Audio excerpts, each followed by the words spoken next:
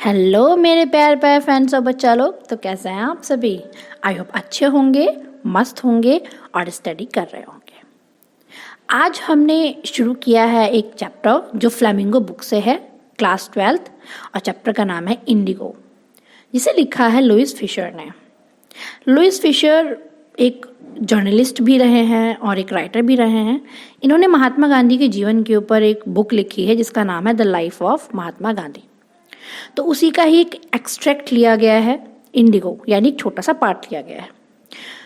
तो ये जो कहानी है वो थोड़ी सी हिस्टोरिकल है और पॉलिटी से रिलेटेड है, तो काफ़ी अच्छी स्टोरी है। मैं पूरी कोशिश करूँगी आपको ये चैप्टर है अच्छे समझ में आ जाए।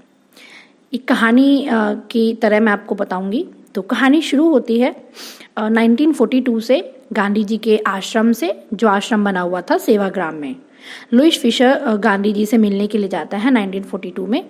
तो बातों ही बातों में गांधी जी से पूछते हैं कि गांधी जी आपने कैसे डिसाइड कर लिया कि आपको जो है ब्रिटिशर्स को इंडिया से भगाना है। तो गांधी जी कहते हैं कि मैंने ये डिसाइड किया था 1917 में। अब 1917 में ऐसा क्या हुआ था, तो गांधी जी एकदम फ्लैशबैक में जाते हैं और बताते हैं कि 1916 का टाइम था और मैं आईएनसी यानी इंडियन नेशनल कांग्रेस का जो सेशन चलता है ईयर के लास्ट में चलता है, तो उस साल दिसंबर में चल रहा था। तो मैं वहाँ पे गया हुआ था। तो मेरी मुलाकात एक पीजेंट से होती है। पुअर पीजेंट था, स्किनी था बहुत ज़्यादा, मतलब बहुत दुबला पतला सा, और जिसका नाम था राजकुमार शुक्ला। वो मेरे पास आके बोलता है कि गांधी जी, मैं राजकुमार शुक्ला हूँ, मैं एक शेयर क्रॉपर हूँ, तो हमारे चंपारण में बहुत प्रॉब्लम्स हैं, तो प्लीज़ आइए ना हमारे साथ, हमारी प्रॉब्लम को सॉल्व करिए। अब गांधी जी अचानक से ऐसे किसी को देखते हैं, तो गांधी जी ने कहा, मैं आपके साथ कैसे चल सकता हूँ, मेरा बहुत बिजी शेड्यूल है। तो राजकुमार शुक्ला बहुत इंसिस्ट करता है गांधी जी को। तो गांधी जी कहते हैं, अभी मुझे कानपुर जाना है, अभी मुझे बहुत सारी जगह जाना है, तो अभी मैं बहुत बिजी हूँ। लेकिन राजकुमार शुक्ला ठहरा बहुत जिद्दी किस्म का इंसान था। वो गांधी जी के पीछे पीछे, जहाँ गांधी जी जाते वहीं पीछे पीछे चलता। हफ्तों तक वो उनके पीछे पीछे जाता रहा। फिर अचानक से जब गांधी जी अपने साबरमती आश्रम में पहुंचते हैं, तब राजकुमार शुक्ला फिर से उनके पास जाता है और बोलता है, गांधी जी प्लीज़ एक फिक्स डेट दे दीजिए मुझे, कोई भी एक डेट फिक्स कर लीजिए, फिर ताकि मुझे शांति मिले, और आप मुझे बताइए कब चलोगे। तो गांधी जी ने थोड़ा सोचा और कहा, देखो भाई, मैं अभी कोलकाता जाने वाला हूँ, तो तुम ऐसा करो, तुम कोलकाता आ जाओ, फिर वहाँ से तुम मुझे जहाँ चलने के लिए कहोगे मैं चलूँगा तुम्हारे साथ। तो राजकुमार शुक्ला बहुत खुश हो जाता है और कोलकाता उनके पीछे पीछे पहुँच जाता है। तो गांधी जी का पूरा डे बहुत हैक्टिक था, बहुत बिजी था, तो गांधी जी उस पर ध्यान नहीं देते, लेकिन वो सुबह से वेट कर रहा था बाहर बैठा हुआ। अब गांधी जी जब उसको देखते हैं तो बहुत ज़्यादा खुश होते हैं, और मन में उनकी एक फीलिंग आ रही थी, यार ये बहुत ज़्यादा डिटरमाइंड है, बहुत दृढ़ संकल्पी है इंसान, तो मैं ऐसा करता हूँ, मैं इसके साथ जाता हूँ। तो गांधी जी उससे मिले और कहा, चलो भाई कहाँ चलना है। तो वो लेके जाता है और सबसे पहले ये लोग पटना जाते हैं। असल में क्या होता था, जब चंपारण इनको जाना था, चंपारण, तो एक कोई डायरेक्ट ट्रेन नहीं थी, तो सबसे पहले ही पटना जाते हैं। तो जो राजकुमार शुक्ला है वो गांधी जी से कहता है कि पटना में राजेंद्र प्रसाद जी का घर है, जो बहुत फेमस लॉयर हैं, उनके यहाँ चलते हैं। तो दोनों लोग वहाँ चल देते हैं। तो होता क्या है, जब ये लोग वहाँ जाते हैं राजेंद्र प्रसाद जी के घर, तो जैसे ही जाते हैं तो वहाँ पे उनका सर्वेंट मिलता है और वो बताता है कि राजेंद्र प्रसाद जी तो है नहीं, वो तो मीटिंग में बिजी हैं। तो वो उनको अंदर भी नहीं आने देता, कहता है बाहर ही बैठो। दोनों लोग बाहर बैठ जाते हैं। तो गांधी जी को थोड़ा सा अजीब लगता है कि कैसे हमें बाहर ज़मीन में बिठा रहा है। थोड़ी देर बाद गांधी जी को प्यास लगती है। गांधी जी वहाँ पड़ोस में एक कुआं था, उसकी तरफ बढ़ते हैं। जैसे ही बढ़ते हैं तो वो नौकर उनको रोक लेता है, कहाँ जा रहा है। तो गांधी जी ने कहा, भाई प्यास लगी है, पानी पीने जा रहा हूँ। तो कहता है नौकर, अच्छा तुम्हारे पानी पीने की वजह से क्या हो जाएगा, ये जो पूरा पानी है वो पॉल्यूट हो जाएगा, बहुत गंदा हो जाएगा पानी, तुम मत पियो पानी। तो गांधी जी वापस आ जाते हैं और राजकुमार शुक्ला से पूछते हैं, भाई ये क्या था। तो राजकुमार शुक्ला बताता है कि ये आपको भी अनटचेबल समझ रहे हैं, ऐसा लग रहा है कि आप बहुत ही ख़राब इंसान हैं जिसकी वजह से पानी ख़राब हो जाएगा। तो भाई राजेंद्र प्रसाद जी से तो मुलाकात हो नहीं पाती है इनकी। तो गांधी जी कहते हैं राजकुमार शुक्ला से कि तुम चले जाओ वापस, मैं अभी एक बार मुजफ्फरपुर जाऊंगा, मुझे थोड़ा सा वहाँ जाके थोड़ी सी इन्फॉर्मेशन कलेक्ट करनी, तुम वापस चले जाओ, मैं आता हूँ। तो ये गांधी जी जो है मुजफ्फरपुर जाते हैं। 15 अप्रैल 1917 को ये वहाँ पर ट्रेन से उतरते हैं और JB कृपलानी अपने बहुत सारे स्टूडेंट्स के साथ उनका स्वागत करते हैं। फिर ये 2 दिन तक मुजफ्फरपुर में एक प्रोफेसर थे, गवर्नमेंट प्रोफेसर मलकानी, जिनके घर पर रुकते हैं। अब उस टाइम पर जो ब्रिटिशर्स के खिलाफ होने वाला हो या ब्रिटिशर्स के खिलाफ हो और उनको अपने घर पर स्टे करवाना एक बहुत बड़ा कदम था जो प्रोफेसर मलकानी ने उठाया था। अब जैसे ही चंपारण के लोगों को पता चला कि गांधी जी आ रहे हैं तो वो सारे के सारे लोग मुजफ्फरपुर में चले गए गांधी जी से मिलने के लिए और अपनी अपनी प्रॉब्लम भी वहीं बताने लगे। अब गांधी जी जब वहाँ जाते हैं तो वहाँ बहुत सारे लॉयर से मिलते हैं और लॉयर से मिलते उनको डांटते हैं, कहते हैं भाई एक तो वैसे ही गरीब हैं और तुम इनसे इतनी सारी फीस लेते हो, इतनी फीस वसूलते हो इनसे, इन लोगों का जो फैसला है, ये जो प्रॉब्लम है वो कोर्ट में नहीं निपटेगी। मेन ये चीज़ है इनके अंदर से ब्रिटिशर्स का डर चला जाए। बस मैं एक ही चीज़ चाहता हूँ कि इन्हें क्या हो, फ्रीडम फ्रॉम फियर, इन्हें डर से मुक्ति मिल जाए। अब प्रॉब्लम एक्चुअल में थी क्या, यहाँ पर राइटर ने बताया है। प्रॉब्लम ये थी कि एक अनफेयर डील चल रही थी बहुत सालों से। अब वो डील में क्या था, एग्रीमेंट में क्या था, 15% जो भी किसी के पास लैंड होगी वो क्या करेगा, उस पर इंडिगो उगाएगा। अब कुछ लोग उगाते थे, कुछ लोगों को दिक्कत थी इससे बहुत। दिक्कत क्या थी, जो इंडिगो एक फसल होती है उससे फर्टिलिटी बहुत कमज़ोर हो जाती है। एक बार जहाँ पर भी इंडिगो उगा दिया जाता है वहाँ पर दोबारा कोई भी फसल उगाना बहुत मुश्किल होता है, तो लोग चाहते नहीं थे। चलो ये तो एक अलग से हो गया। उसके बाद क्या हुआ, जर्मनी सिंथेटिक इंडिगो उगाने लगा। अब सिंथेटिक इंडिगो यानी वो मशीनरी इंडस्ट्री से उगाता था। अब इंडस्ट्री से जब कोई चीज़ हमें प्रोडक्ट करनी होती है तो उसमें कम लागत लगती है और प्रोडक्शन बहुत ज़्यादा होता है। अब ब्रिटिशर्स को लगा भाई हम जर्मनी में तो इंडिगो बेचते थे, वहाँ पे मांग थी बहुत ज़्यादा। अब जब वो लोग खुद ही सिंथेटिक इंडिगो मंगा रहे हैं, बना रहे हैं, तो हमारी इंडिगो क्यों लेंगे। तो इन्होंने एक थोड़ी सी चाल चली और कहा कि परेशान वैसे भी हैं ये लोग इंडिगो को लेकर, तो हम क्या करते हैं, एक नया एग्रीमेंट तैयार करते हैं।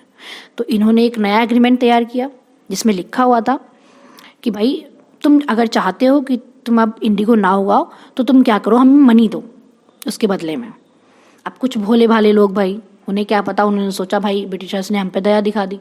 उन्हें क्या पता ये बहुत ज़्यादा सोचने वाले पर्सन हैं, अपना भला सोचते हैं, सेल्फिश हैं। तो कुछ ने तो ऐसे ही आसानी से साइन कर दिया उस पर। कुछ लोग जो है मना कर रहे थे कि हम नहीं करेंगे, तो उनसे ज़बरदस्ती किया गया। फिर थोड़े टाइम बाद इनको पता चल जाता है कि भाई हमारे साथ तो धोखा हुआ है, हमें चीट कर दिया, हमें बिगाइल कर दिया इन लोगों ने। तो ये लोग फिर गांधी जी को बताते हैं, सब लोग बताते हैं भाई हमारे साथ हुआ है तो हमें जो है दोबारा से पैसे वापस चाहिए, मतलब हमें जो रुपए हैं हमें रिटर्न चाहिए। तो ये प्रॉब्लम वहाँ पे चल रही थी। तो गांधी जी सबकी बात सुनते हैं और सब कुछ उन्हें पता चल जाता है। तो गांधी जी और इन्फॉर्मेशन कलेक्ट करने के लिए जाता है ब्रिटिश लैंडलॉर्ड एसोसिएशन में, लेकिन वहाँ पे मना कर देते हैं भाई हम आउटसाइडर को क्यों इन्फॉर्मेशन दें। फिर वो वहाँ से जाते हैं ब्रिटिश कमिश्नर ऑफ तिरहुत के पास। अब तिरहुत क्या थी, तिरहुत एक जगह थी जो चंपारण में ही थी, लेकिन ब्रिटिश कमिश्नर उनको बुली करता है, बहुत परेशान करता है और कहता है तुम जाओ यहाँ से, तुम्हें कुछ नहीं मिलेगा। लेकिन वो जाते तो नहीं है, वो कहाँ चले जाते हैं, मोतीहारी। मोतीहारी उस टाइम पे चंपारण की कैपिटल थी। अब वहाँ पर एक ये घर में रहते हैं और लॉयर के साथ डिस्कशन करते हैं। कहाँ रहते हैं, मोतीहारी में। अब जब वहाँ पे वो डिस्कशन कर रहे थे तो अचानक से उनको पता चलता है कि पड़ोस के एक गांव में एक फार्मर को बहुत ज़्यादा बुरी तरीके से पीटा गया है। तो गांधी जी को बहुत बुरा लगता है, हाँ ऐसे कैसे कर दिया इन्होंने। तो गांधी जी एलिफेंट पे बैठ के वहाँ जा रहे थे, लेकिन अचानक से तभी क्या होता है, पुलिस वाला आता है और गांधी जी के आगे खड़ा हो जाता है। हे गांधी जी कहाँ जा रहे हो। तो गांधी जी कहते हैं भाई मैं देखने के लिए जा रहा हूँ। तो वो कहता चलो वापस चलो, कोर्ट से ऑर्डर आया है कि आप यहाँ से जाओ दूर। तो गांधी जी चुपचाप उसके कैरेज में बैठ के वापस आ जाते हैं। अब वो गांधी जी को एक लेटर पकड़ाता है जिसमें लिखा हुआ था कि गांधी जी तुम यहाँ से चले जाओ। तो गांधी जी उस लेटर को पलटते हैं और उसमें ही नीचे लिख देते हैं कि मैं आपकी इस आज्ञा का पालन नहीं करूँगा, यानी मैं आपको डिसऑबे करूँगा। अब गांधी जी जानते थे कि अब मैंने डिसऑबे कर दिया है तो मुझे कोर्ट से समन आएगा और मुझे कोर्ट में बुलाया जाएगा। तो उस रात बहुत बिजी रहता है वो, और जितनी भी इंफॉर्मेशन होती है सब कलेक्ट करता है और बहुत कुछ करते हैं। वायर भेजते हैं, वायर यानी तार भेजते हैं। पहले टेलीग्राम वगैरह को वायर भी कहते थे। तो बहुत सारी कॉल्स करते हैं, बहुत सारे लोगों को बुलाते हैं।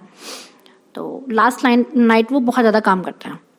फिर अगले ही दिन कोर्ट से उनको सामान आ जाता है, उनको कोर्ट में जाना होता है प्रोसीडिंग के लिए। तो कोर्ट के लिए जैसे ही गांधी जी निकलते हैं, क्या दिखते हैं, पीछे लाखों के लोग भीड़ में खड़े हुए थे। अब लोग ही क्यों खड़े हुए थे कि भाई बाहर से आए हैं गांधी जी, बिहार के रहने वाले भी नहीं हैं और हमारे लिए इतना कुछ कर रहे हैं, तो इन्हें कैसे कोर्ट में कोई ले जा सकता है। तो सब लोग उनके पीछे पीछे चल दिए। अब गांधी जी खुश थे, सभी लॉयर्स खुश थे। जैसे ही वो कोर्ट में एंट्री करने जाते हैं तो लोग हा हुल्ला करने लगते हैं, भाई गांधी जी को क्यों बुलाया। तो सब लोग कहते हैं भाई गांधी जी से कि गांधी जी आप इनको सबको शांत करो, शांत बैठाओ ताकि आगे की प्रोसीडिंग हो सके। तो गांधी जी सबको कहते हैं भाई शांत रहो। तो प्रोसीडिंग होती है।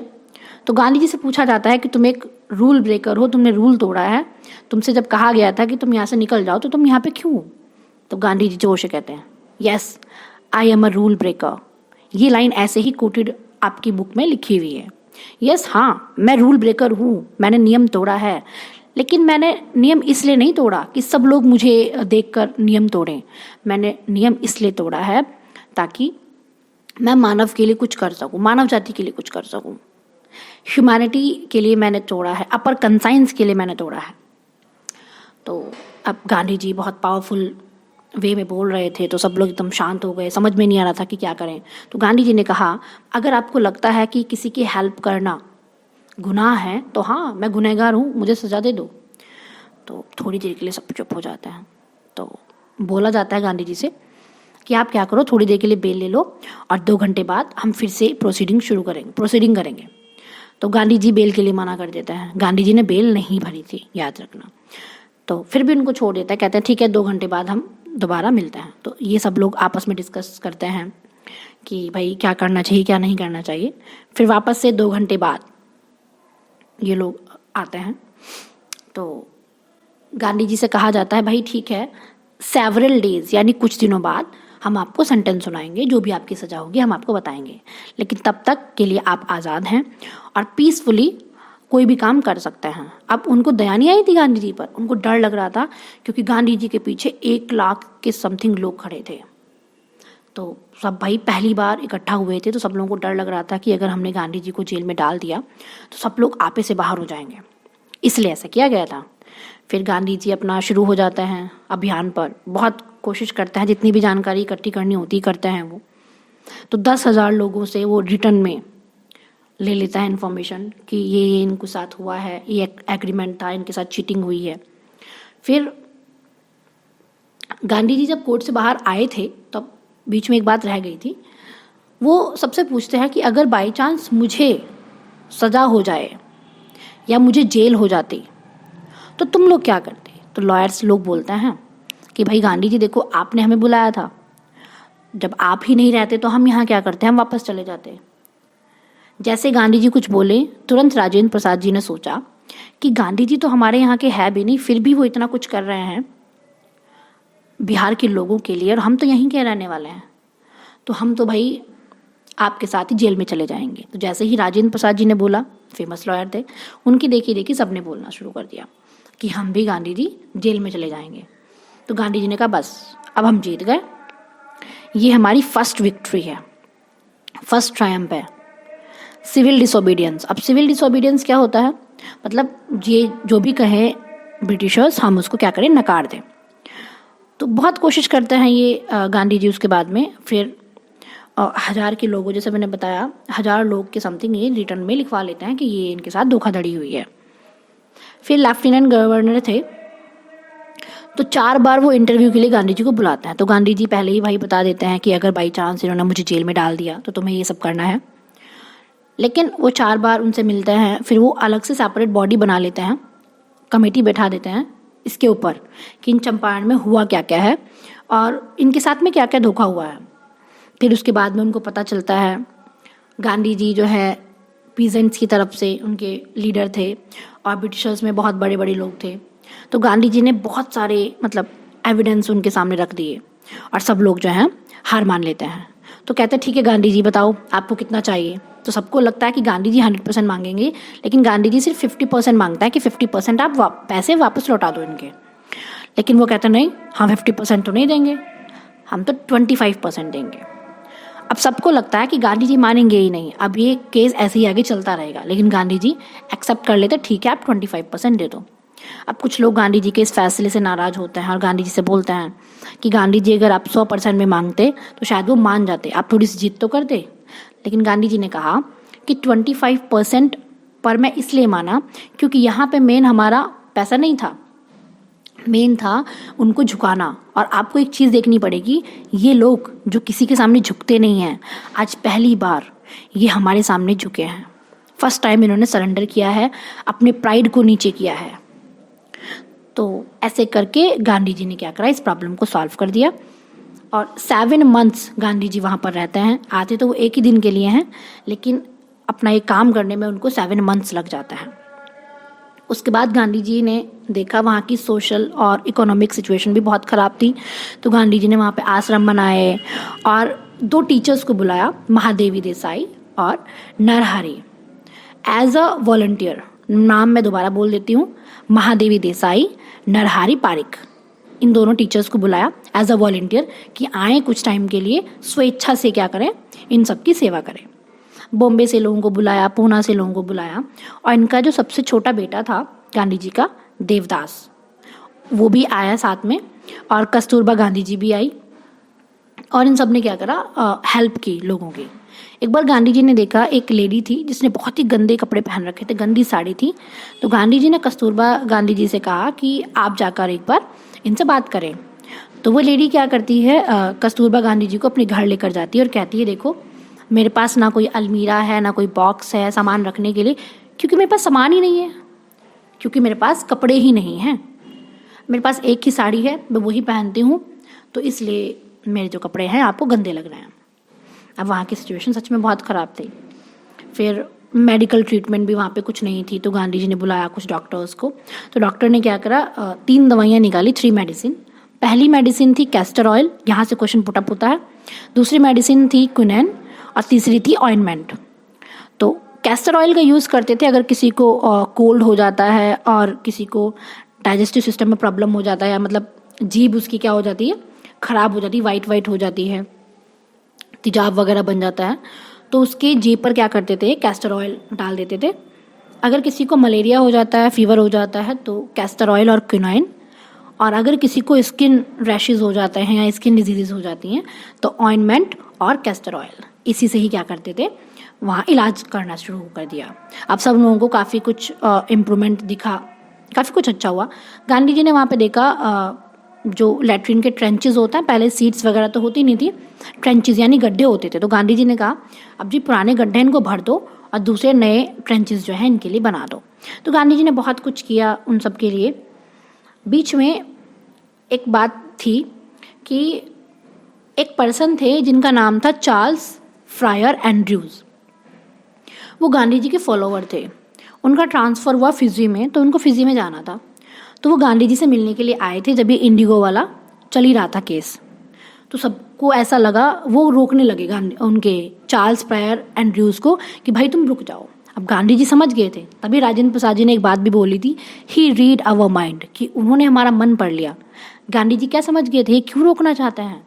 उन्होंने कहा कि आप इनको मत रोको, हम मानते हैं कि हम अनइक्वल फाइट लड़ रहे हैं, जैसे कि वो बहुत पावरफुल है, हम पावरफुल नहीं हैं, लेकिन मैं नहीं चाहता हूँ कि उन्हीं के ही एक पर्सन को हम इस्तेमाल करें, ठीक है। तो हमें क्या कर, उन्होंने गांधी जी ने एक पाठ पढ़ाया था, सेल्फ रिलायंस, यानी खुद के लिए खुद खड़े होना, आत्मनिर्भर बनना। तो सेल्फ रिलायंस भी गांधी जी ने हमें बताया था, ये राजेंद्र प्रसाद जी ने तब बोला था।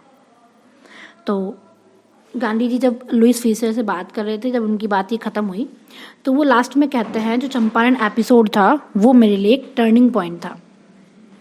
तो बस इतना ही था इस चैप्टर में। आई होप आपको पूरी की पूरी स्टोरी जो है बहुत अच्छे से समझ में आ गई होगी। अगर फिर भी थोड़ी सी कोई भी दिक्कत है तो एक बार रिपीट कर लीजिएगा, हर एक प्रॉब्लम सॉल्व हो जाएगी। चलिए मिलते हैं नेक्स्ट वीडियो में। Have a nice day, bye.